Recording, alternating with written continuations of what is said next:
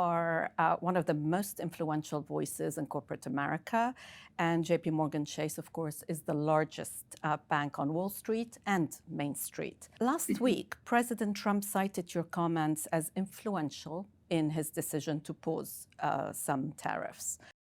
There's a section in my chairman's letter about China. I think China, in reality, has done a lot of good things for its own nation.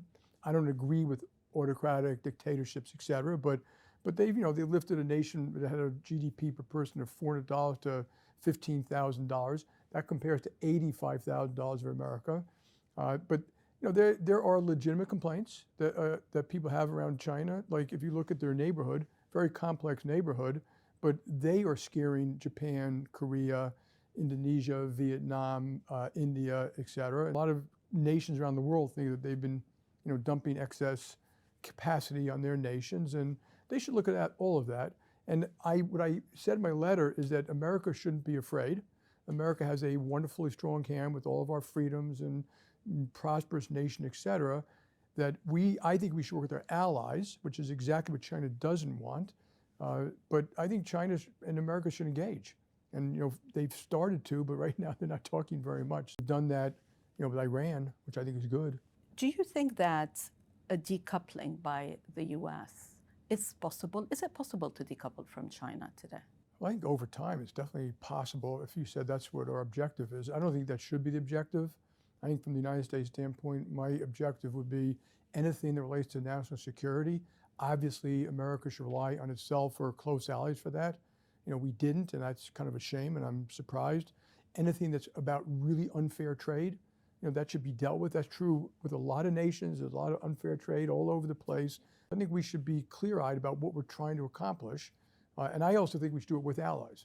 I think if the Western world, I would want to negotiate eventually with Europe, with the UK, with Japan, Korea, Australia, Philippines, and have a very strong economic relationship, and also then face off with China and say, we want to trade with you, but here are the terms of trade that we all think are fair and reasonable. What do you think should happen now?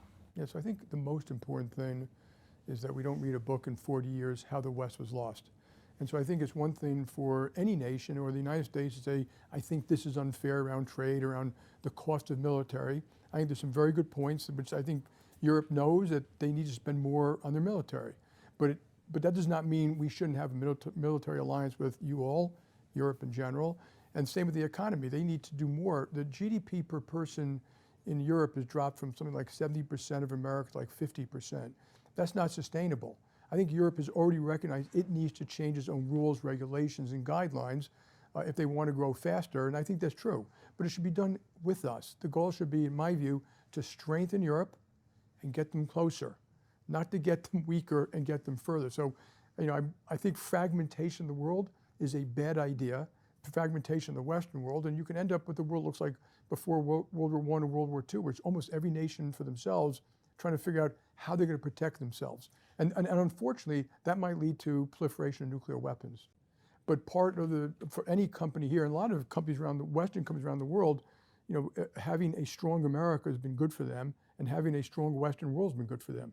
So if that wasn't true, I think it would put us in a much more weakened state. I'm talking about over 40 or 50 years, not the next 3 years or so. It's always leveraging the system, and there clearly was hedge fund deleveraging, which caused some of this.